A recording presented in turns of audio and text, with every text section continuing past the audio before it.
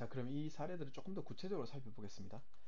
2019년에 저스틴 쇼온이라는 학자가 지금 연구했던 내용이 하나 있는데요. 이 사람은 이제 시리아 난민들의 사례를 통계적으로 이렇게 분석을 해서 과연 어떤 사람들이 탈출할 수 있는가? 조금 전에 이제 그 고통을 겪고 있는 많은 사람들 중에서 실제로 난민이 되는 과정 속의 첫 번째 단계인 이동, 떠나는 엑시트를 할 수 있는 사람들은 어떤 사람들인가를 연구를 했습니다. 그래서 이 사람은 크게 두 가지 이제 그 요소를 핵심 부분으로 봤는데요.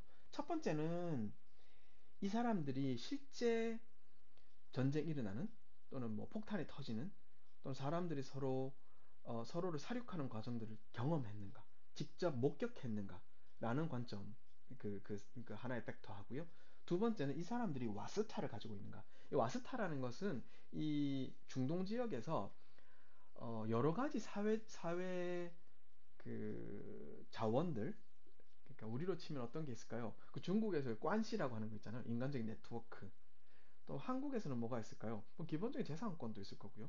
또 이제 학력 또는 그런 그 사회적인 지위 뭐 이런 것들과 이런 거 통칭하는 말인데요. 그래서 이 사람들이 와스타가 있다라는 말은 그 사회에서 조금 더 존중받고 직업적으로도 괜찮고 돈도 좀 있고 그 다음에 뭔가 힘을 쓰고 싶을 때 이렇게 줄을 대볼 수 있는 그런 네트워크가 있는 그런 경우를 말합니다. 이 두 가지를 가진 사람과 그러지 않은 사람들 사이에 그, 그 이주를 하게 되는 기회 또는 시기를 이제 통계적으로 분석을 했는데요.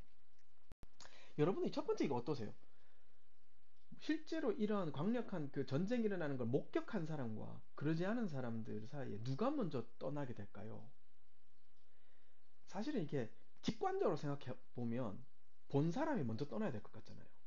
근데 실제로 이 쇼니라는 학자가 그 전제로 뒀던 것은 그렇지 그 반대라는 겁니다. 오히려 전쟁을 목도하는 사람들은 훨씬 더 어려운 상황들에 처해 있고 그래서 그 이동에 필요한 여러 가지 뭐 돈이라든가 식량이라든가 이런 걸 조달하기도 어렵고 또 실질적으로 아주 심각한 트라우마를 일으킬 만한 폭력을 직접 목격하고 나면 사람들이 그러한 이성적인 판단을 해서 빨리 떠나야겠다라는 그런 생각을 할 때까지 굉장히 많은 시간이 걸리고 또 공포에 휩싸이게 된다는 겁니다. 그래서 이 사람의 이 저스틴 쇼온의 전제는 그 하이포테시스는 뭐냐면 경험을 한 사람보다 안 한 사람들이 빨리 떠날 거라는 거예요. 그리고 와스타가 있는 쪽이 없는 쪽보다 그 이제 더 빨리 떠나는 거고요. 그래서 이거 통계적으로 봤더니 평균적으로 실제로 그 폭력을 경험했던 사람들이 떠났던 평균 시기가 2014년 6월 정도에 난민이 엑시트를 했고요. 보지 않았던 사람들은 2013년 12월이 평균이었다는 겁니다. 대략 6개월 정도 이상 일찍 그 폭력을 경험하지 않은 사람들이 탈출할 기회를 만들었다는 거죠. 두 번째로 와스타가 있는 사람들의 평균은 2013년 7월이었고요. 없는 사람들 경우는 2014년 7월이었습니다. 근 1년 정도 차이가 나죠. 다시 말해서 어떤 사회가 심각한 수준의 위협과 폭력을 경험했을 때 와스타가 있는 사람, 사회적으로 재산이 있고 떠날 수 있는 역량이 되는 사람, 그리고 정신적으로 또는 환경적으로 그 부분들에 대해서 비껴 있었던 사람들이 평균 6개월에서 1년 정도 이상 그 사회를 탈출할 수 있는 확률이 높더라는 거예요. 다시 말해서 떠나는 것도 특권이었다는 겁니다. 그 고통을 겪고 있는 수많은 사람들 중에서도 그 실제로 떠날 수 있는 기회를 가지는 것도 그 사람들은 굉장히 어려운 일이었다. 는 겁니다. 이걸 통계적으로 이야기한 건데요. 이건 스킵하겠습니다. 두 번째로 이제 이렇게 떠나겠다는 경우에 그 떠난 사람들 중에 굉장히 많은 사람들이 국경을 넘지 못하고 그 국가 안에 국경 안에서 머무르게 되는 경우들이 머물게 되어 있습니다. 여기 지금 UNHCR 유엔 난민 한국에서 뭐라고 하죠? 고등판무관실이라고 번역하나요? 그 지역에서 나온 이 데이터인데요. 보시면 전체적으로 그 세 개의 그 이주 중인 비자발적인 이주민들의 숫자가 대략 한 6,850만 명 정도 되는데 그 중에서 약 4천만 명이 국경을 넘지 못하고 그 국가 안에서 다시 재정착을 하게 됩니다. 이런 경우에는 국경을 넘지 않았다는 이유로, 그러니까 그 국가의 sovereignty, 그 주권 안에 있다는 이유로 외국인 또는 국제기구가 개입할 수 없는 거죠. 그래서 이 사람들은 난민으로서의 보호를 받지 못하는 상황이고요. 실제로 난민이 된 숫자는 약 한 2,540만 명 정도 숫자입니다. 실제로 그러니까 난민이 되지 못하는 숫자가 훨씬 많더라라는 거고요. 난민이 된 경우에도 조금 더 자세히 살펴볼 필요가 있습니다. 그럼 이 국경을 넘었을 때 이 사람들 어디 가는 거냐? 한번 보시면 대략 한 85% 정도의 이 난민들이 이 소위 말하는 개발도상국에 머무르게 되고요. 대부분은 그 주변 국가에 머무르게 된다는 것입니다. 이 통계에 따르면 세계 약 57%에 해당하는 그 세계 그 난민의 57% 정도의 그 인구가 이 세 나라에서 지금 나오고 있는데요. 시리아, 아프가니스탄, 그리고 그 남수단이죠. 사우스수단에서 나오고 있는데요. 그들이 정착하는 지역을 한번 보십시오. 터키, 파키스탄, 우간다, 레바논, 그다음에 이란인데 이제 파키스탄 같은 경우는 이 아프가니스탄 사람들이 제일 많이 정착하는 곳일 거고요. 그다음에 이제 시리아가 이 주변에 있는 다른 중동 국가들, 그리고 남수단 같은 경우 주변에 있는 다른 아프리카 국가들에 정착을 하는 거죠.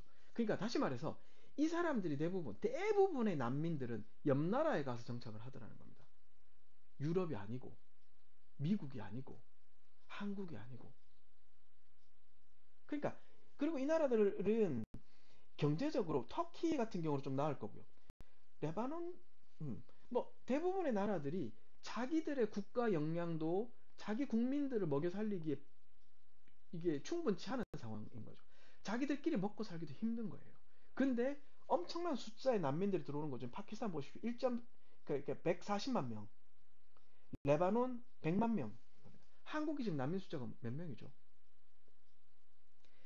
한 번에 100만 명이 넘는 외국인들, 난민들이 들어와서 살고 있다고 생각해 보세요. 그 지원이 제대로 되겠습니까? 그러니까 대부분의 난민들은 또 이런 곳에서 정착해서 그 환경에 맞게 적응하면서 살려고 엄청나게 많은 노력을 하고 있다는 것입니다. 그리고 이 중에 아주 극소수가 여기서부터 다시 넘어가서 이제 우리가 말하는 소위 경제적인 선진국들, 유럽이라든가 또는 뭐 북미라든가 뭐 한국도 그런 이제 원하는 최종 정착지 중에 하나가 되고 있죠. 그런 곳에 갑니다. 근데 그런 곳에 갔을 때 또 다 받아주느냐? 아니죠. 이제 사실 여기에 대해서는 굉장히 우리와 가장 직접적인 관련이 돼 있던 부분이기 때문에 논란이 될 수 있는 소지들이 많이 있는데요. 가장 대표적인 최근의 사례 중에 하나가 호주에서 볼 수 있습니다. 2014년 9월 26일 이제 호주와 캄보디아가 하는 협정을 맺습니다. 이 협정 맺는 날 제가 캄보디아에 있었는데요. 이 협정의 골자가 뭐냐면 사실은 호주에 정착하고 싶어 하는 난민들이 굉장히 많습니다. 근데 호주는 기본적으로 아주 소수의 사람들만 매년 쿼터가 정해져 있어요. 그 이상의 난민은 받지 않아요. 그러니까 그 쿼터가 다 차면 그 뒤에 들어오는 사람들은 국경을 넘지 못하는 상황에서 이제 본토와 떨어져 있는 아주 작은 섬 또는 다른 나라, 이 나우루나 이런 그 태평양 지역에 있는 다른 나라와 이런 협의하에 거기에 레퓨지들, 그 난민들을 수용하는 수용소를 운영하고 있습니다. 호주에 와서 국경을 넘어오다가 잡혀가지고는 호주에 한번 발 한번 디뎌보지 못하고 이런 섬나라에 있는 수용 시설에 이제 갇히는 거죠. 거기서 이제 살게 되는데 이제 호주가 이제 캄보디아 협약을 맺은 골자는 이런 사람들 중에서 특히 나우루에 있는 사람들이 원할 경우에 어차피 호주에 못 들어오니 수용 시설에 있는 것보다 차라리 캄보디아에 가서 재정착을 시켜주겠다 가겠느냐. 그래서 이 사람이 동의하면 캄보디아에서 받아주라는 겁니다. 그 대신 이와 관련해서 아주 이제 꽤 큰 규모의 경제적인 그 지원 활동을 캄보디아에다 하겠다. 캄보디아가 그렇게 하겠다고 한 겁니다. 그게 이제 2014년에 있었던 협약이었습니다. 이제 5년이 넘게 지나서 2020년 정도의 시기가 와서 돌아보면 실제로 이 나우루 지역에서 그래서 캄보디아에 가겠다고 자원하고 나간 사람이 제가 알기로는 한 명도 없었고요. 모르겠습니다. 최근 자료에서 한두 식구가 있었는지 모르겠는데 거의 제로에 가깝습니다.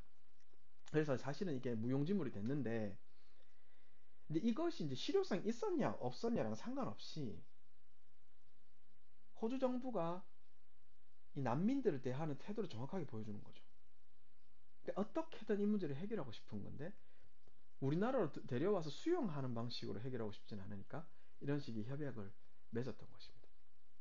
그래서 실제로 이제 그 이웃 나라 또는 개발도상국에 이제 정착해 있던 상황에서 조금 더 자신들이 원하는 정착지로 가서 살고자 했을 때 그런 과정을 사실 거칠 수 있는 사례는 굉장히 드물다.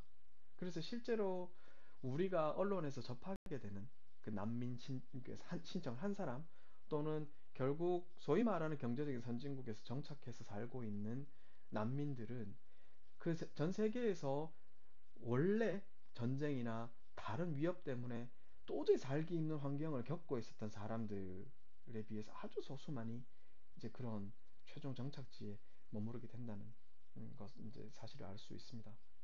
그리고 두 번째로 그렇게 들어와서 살게 되는 경우에도 사실은 많은 차별과 경제적인 어려움들을 겪게 마련이죠. 근데 그 문제들은 조금 논외로 하고요. 그렇다면 소위 말하는 이 경제적인 선진국들의 입장에서 봤을 때 이러한 난민들을 받을 때 가장 크게 걱정되는 부분은 무엇일까? 경제적인 임팩트들이 많이 있죠. 그런데 사실은 조금 전에 보셨다시피 대부분의 난민들은 지금 이 나라에 가 있지 않습니까? 이 나라들이 지금 감당하고 있는 숫자에 비하면 유럽이라든가 북미에서 지금 받아들이고 있는 사실 난민의 숫자는 정말 미미하거든요. 그러니까 이런 나라에서 실제로 그 경험적으로 봤을 때 이 난민들과 관련된 임팩트들을 조금 더 이게 그 정치적으로 포장돼 있지 않은 있는 그대로의 사실을 조금 더 살펴볼 필요가 있다는 생각이 들었습니다. 그래서 제가 이제 준비했던 그 자료가 바로 이제 뉴질랜드의 자료와 관련된 것인데요. 우리가 지난 2018년 제주도에서 수백 명의 예멘인들이 난민 지원을 했을 때 많은 사람들이 반대했던 이유들을 그들의 난민 지위 허용에 대해서 반대 입장을 표명했던 사람들의 걱정거리를 좀 살펴보면 크게 세 가지 정도였던 것 같아요. 첫 번째는 치안에 대한 이제 걱정. 그 당시에 보시면 이제 일부 난민들이 극단적인 케이스였겠죠. 약간 폭력적인 행위를 함으로써 당시 제주도에 살고 있는 민간인들의 어, 신변을 위협하는 사례들이 이제 보도가 됐고요. 그러한 사례들이 다시 이제 SNS를 통해서 널리 이제 그 공유가 되면서 사람들에게 심각한 수준의 사실 공포감이 조성이 됐던 곳이죠. 두 번째는 비용의 문제가 있을 것입니다. 난민들 이제 한 식구들 또는 뭐한 사람을 수용해서 그 사람들이 재정착을 하고 교육을 거쳐서 사회에 이제 우리 사회에 필요한 이제 인적 그 경제적인 역량으로 자리 잡기까지는 굉장히 많은 시간이 걸리고요. 그와 관련된 비용도 만만치 않을 것입니다. 그리고 마지막으로 문화적 이질성이 있습니다. 이제 예멘이라는 나라가 이슬람 국가다 보니까 많은 사람들이 이제 이러한 난민들이 와서 한국에서 한국 문화가 수용하지 못할 수준의 이질적인 문화를 자기들끼리 계속 공유하고 재생산하면서 한국 문화의 정체성을 이제 뒤흔들어 놓는 과정들이 생기면 어떡할까에 대한 걱정들이 많이 있는 것 같습니다. 이와 관련돼서 사실은 뉴질랜드 사례가 이제 조금 의미 있는 그런 사례가 될 수 있을 것 같아서 준비를 좀 해봤는데요. 뉴질랜드는 지금 그 공식적으로는 한 해 약 1000명의 난민을 매년 받고 있습니다. 인구가 전체 인구가 470만 명 정도라는 걸 생각해 보면 사실은 꽤 많은 숫자지요. 이건 단순히 인구만으로 한국 사례에 만약에 이제 대비해 보면 한국에서 한 해 한 10,000명 정도의 난민을 받고 있는 것과 같은 수준의 비율일 것입니다. 그런데 사실은 이제 시리아 난민들이 특히 2010년대 중반쯤에 많이 발생했을 때 뉴질랜드가 이제 인도적인 입장에서 수백 명의 숫자를 이 1000명의 쿼터에 얹어서 매년 이제 받기 시작했고요. 그래서 그 시리아 난민들, 그때 받았던 시리아 난민들 대부분을 제가 살고 있는 뉴질랜드라는 도시에 이제 재정착하는 이제 집중 프로그램들을 실시를 했었고, 그 덕에 그 난민들이 매년 수백 명씩 제가 살고 있는 도시에서 재정착하는 과정을 옆에서 지켜볼 수 있는 기회가 있었습니다. 그리고 이 재정착 과정은 지금 뉴질랜드 적십자사, 뉴질랜드 레드크로스가 이제 정부의 위탁을 받아서 지난 2012년부터 운영을 하고 있는 중이고요. 법적으로는 이러한 난민들은 뉴질랜드에 정착을 했을 때 영주권자, 퍼머넌트 레지던트의 자격을 부여받습니다. 사실은 이제 여기 이 나라에 살고 있는 영주권을 가진 외국인들과 똑같은 법적인 권리를 보장받는 것이죠. 그리고 어, 성공적인 정착 이후에 5년이 지나면 시민권을 신청할 수 있는 자격이 부여됩니다. 이건 모두가 다 시민권을 부여받는다는 뜻은 아니고요. 시민권을 신청할 수 있는 기회가 생깁니다.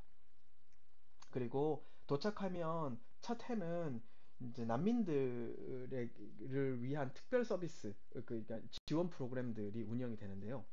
어, 이제 그리고 그 1년이 지난 이후에는 어, 난민에 대한 특별한 그 지원은 많이 사라지지만 기존에 영주권을 가지고 있는 사람들이 기본소득이 안 됐을 경우에 받는 사회적인 여러 제반 사회보장 장치들은 그대로 다 작동을 하니까요. 이분들도 그런 사회보장 제도의 혜택을 똑같이 받을 수 있도록 고안이 되어 있습니다.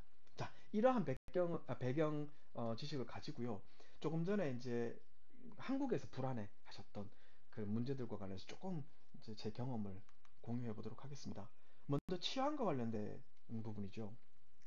당시 이제 조금 전에 같이 이야기 나눴던 것처럼 그 문화적인 그 경험이 일천했던 탓에, 혹은 그분들이 가지고 있는 여러 가지 경제적인 어려움 탓에, 또는 그 당시 그분들이 처해 있었던 그런 심각한 정신적인 그런 스트레스 때문인지 몇몇 폭력적인 사태들이 보도가 됐죠. 그리고 거기에 대한 그 사례들이 굉장히 많은 사회의 공포를 조장하는 그런 문제들이 있었습니다. 근데 사실은 이 시리아 난민들이 처음 뉴질랜드에 집단적으로 와서 정착을 한다는 사실이 알려졌을 때, 그때가 대충 2015년, 2016년경이었는데요. 이 조그만 도시인 더니든에서도 사실 거기에 대한 공포가 굉장히 많이 있었습니다. 더니든은 인구가 대략 한 11만에서 13만 정도 되는 아주 소규모 도시인데요. 제가 11만에서 13만이라고 이렇게 큰 레인지를 잡아둔 이유는 그 인구 11만에 더해서 여기 꽤 큰 규모의 대학교가 하나 있어요. 그래서 그 대학교의 학생들이 이제 대충 한 2만 명 정도 되는데요. 그래서 학기 중에는 인구가 13만으로 풀어놨다가 방학이 되면 다시 11만으로 주는 그 이제 꽤 큰 플럭추에이션이 진행되고 있습니다. 아무튼 굉장히 작은 규모의 도시입니다. 거기에 매년 한 350명 정도의 난민들이 몇 년에 걸쳐서 계속 올 경우에 결국 그 숫자는 몇 천 명이 되잖아요.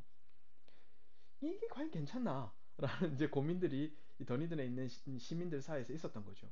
그 중에서도 그 당시에 가장 사람들이 불안해했던 것은 뭐냐면, 그 당시에 유럽에서 ISIS라고 있죠. 그 무장 집단들이 일으킨 폭력 테러가, 폭탄 테러나 여러 가지 그 테러 여러 형태의 테러가 유럽에서 동시다발적으로 일어나고 있던 시기였습니다. 그래서 사람들이 난민을 받는 것은 좋지만 난민들 사이에 혹시 난민으로 가장한 그 ISIS 요원들이 들어오면 어떡하지?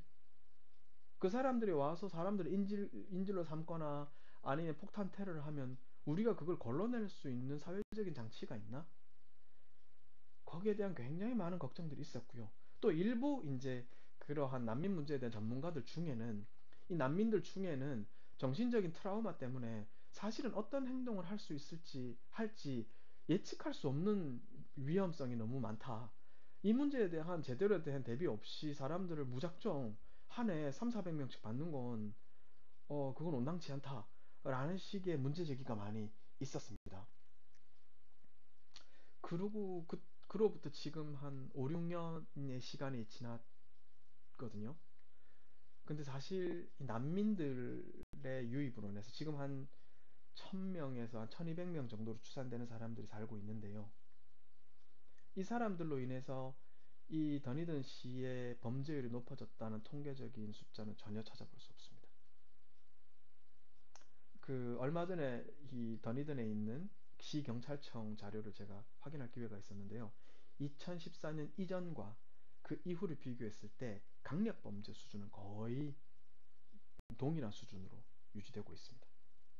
그러니까 물론 이제 그 차이가 있습니다. 뉴질랜드에서 지금 수용하고 있는 그 시리아 난민들은 100% UN 그 HCR에서 공식적으로 난민으로 검증을 통해서 수용한 사람들입니다. 그래서 그 사람들만 받고 있기 때문에 그 사전 검증 과정 자체가 많이 다르죠. 그래서 제주도에서 이제 그 집단적으로 난민 신청을 했던 사람들과 그런 면에서 좀 차이가 있을 것입니다만은 기본적으로 난민들 속에서 난민들이 폭력 성향이 더 높을 것이다. 외국에 정착하는 과정에서 그런 폭력성이 점점 더 잘 드러날 것이고 사회를 치안 불안의 상황으로 이끌고 갈지도 모른다라는 그런 불안감이 적어도 이 제가 살고 있는 도시에서는 근거가 없었다라는 부분입니다. 오히려 제가 이제 이 난민 가족들을 만나보면 이 사람들도 자기들이 얼마나 귀한 기회를 가지고 와서 정착하게 됐는지를 잘 알아요. 그래서 오히려 그 사람들 사이에 그 혹시라도 불만이 있더라도 그 커뮤니티 내에서 아니다. 지금 같은 경우는 뉴질랜드가 우리를 받아준 것만으로도 감사하다. 앞으로 최소 몇 년 동안 우리가 여기서 중요한 것은 이 사회에서 신뢰받는 시민으로 이 사회 커뮤니티 일원으로 인정받는 것이 가장 중요한 부분이라고. 그래서 오히려 자기들끼리 내 불만들을 내부에서 스스로 이렇게 그 억제하고 또 토론을 통해서 해소하는 과정들을 거치시더라고요. 그러니까 그런 부분들이 있다는 겁니다. 두 번째로 관련된 비용 부분이지요. 사실은 이 비용은 한국에서 그 치르는 이 한 사람 한 사람의 난민에게 그 이제 그 들여야 되는 비용과 비교했을 때 뉴질랜드의 비용은 훨씬 클 겁니다. 왜냐하면 뉴질랜드는 기본적으로 그 난민들이 이제 난민을 수용하면 가족 단위로 수용하고요. 그 가족들이 각 가족마다 한 가정을 이루어서 살 수 있도록 이제 배려를 합니다. 그 말은 무슨 이야기냐면 어떤 수용소를 만들어서 그 난민 수용소를 처음에 아주 짧은 기간 이 트랜지션 기간 동안은 수용소에 수용하는 경우도 있습니다. 근데 대부분의 경우는 그 트랜지션 기간이 끝나면 가정마다 정부에서 운영하는 그 주택들 있잖아요. 그 기본 기초수급자들의 그러니까 인컴 수준이 일정 수준에 미치지 못하는 사람들에게는 국가가 무상으로 집을 대여하거든요.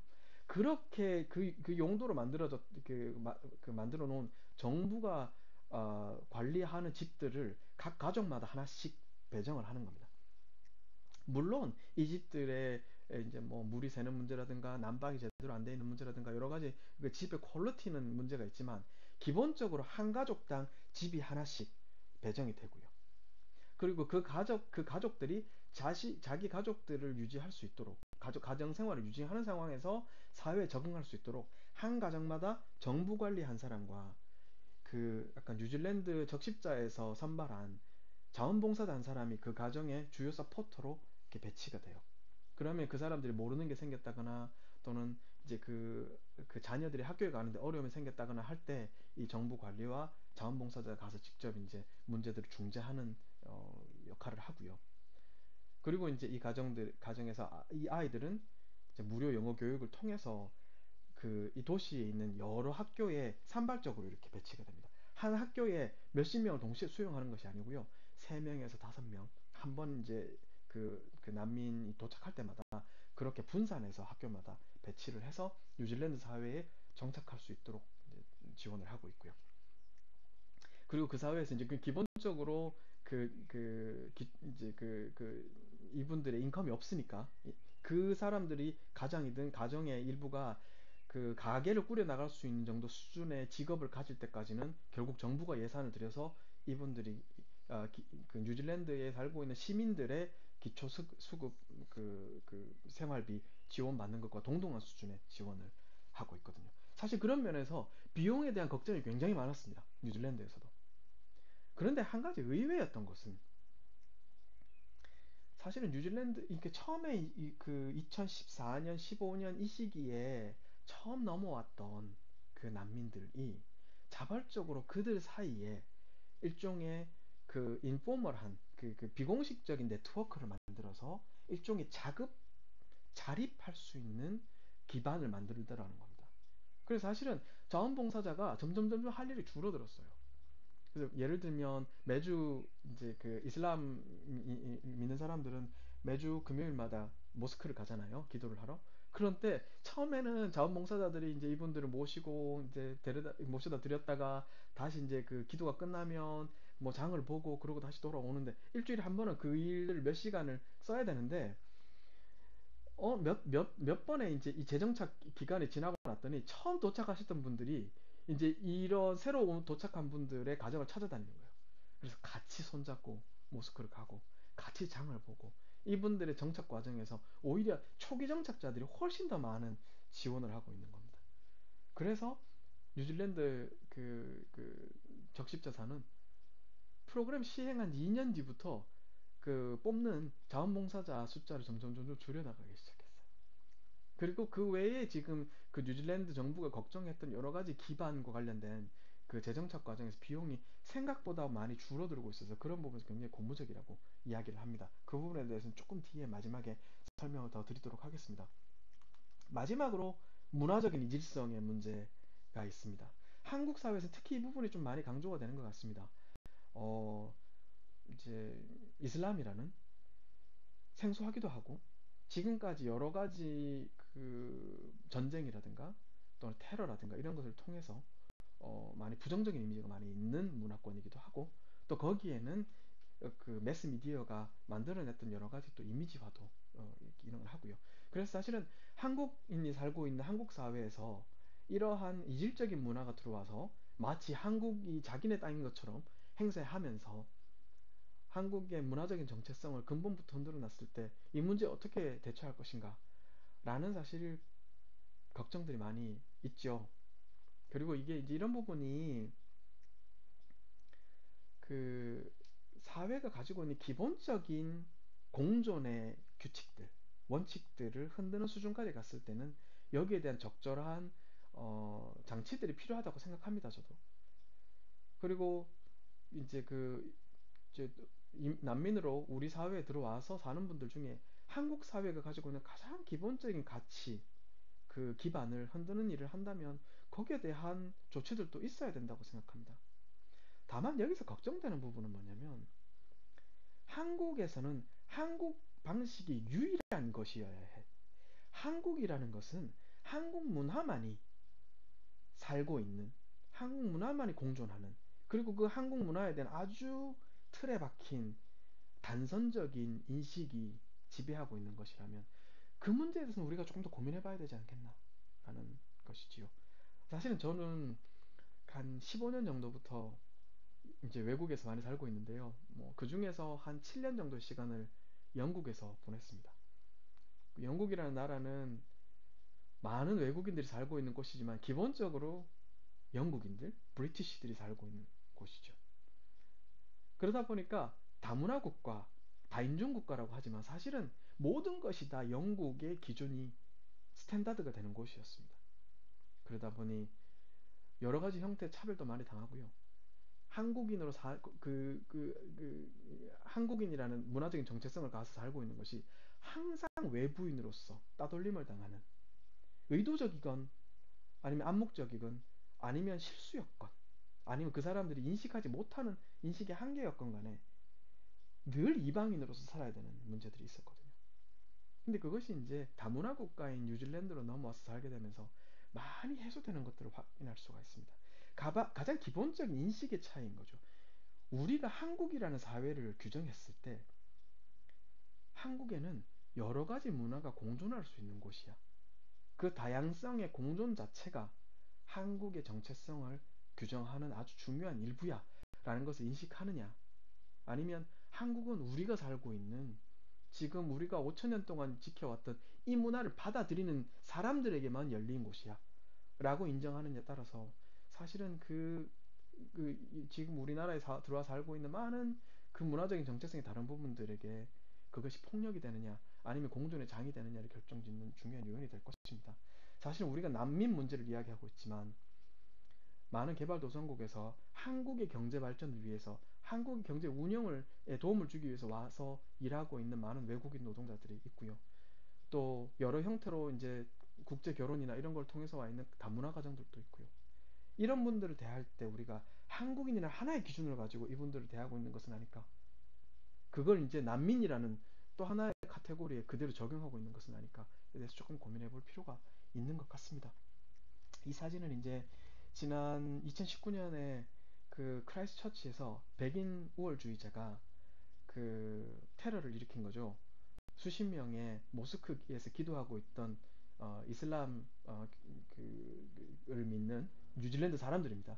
그 사람들을 대량으로 학살했던 사건이 일어난 직후에 많은 더니든에 있는 시민들이 이 그 더니든에 있는 모스크에 가서 그 위로를 표하는 꽃다발을 지금 놓고 있는 곳입니다.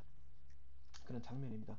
그 공존하려고 하는 의지, 어떤 사람들이 특정 인종이나 가치관을 스탠다드로서 정착시키려고 할 때 그렇지 않다. 이렇게 강조했을 때 소수민 그 문화를 가진 사람들이 받는 고통들을 우리는 반드시 생각해야 되고 그들과 같이 있는 것이 우리의 정체성이다. 진정한 정체성이다. 라고 목소리를 낼 수 있는 그런 기반이 있는 사회로 이동할 수 있었으면 참 좋겠습니다. 마지막으로 아주 간단하게 그런 정책을 통해서 뉴질랜드 사회가 지금 그 난민들과 관련해서 어떤 성과를 이뤄내고 있는가를 조금 살펴보겠습니다. 첫 번째 이제 그 인디케이터는요. 이분들 중에 난민들 중에 과연 이제 그 정착 과정을 통해서 직업을 갖게 되는 사람들 몇 명이나 될까? 그 비율은 얼마나 될까 좀 살펴봤는데요.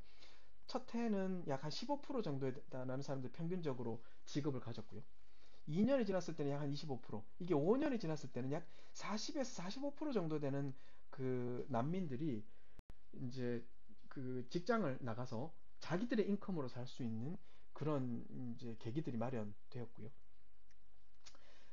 두 번째는 지금 정부 하우징, 그 정부에서 공급한 지역에서 살고 있는 그 사람들이 얼마나 많은 비율에 있는 사람들이 점점 더 그런 상황들을 벗어날 수 있을까를 살펴봤더니 거기에 대해서 아직까지는 큰 이제 그 변화를 발견하기가 좀 힘들고요.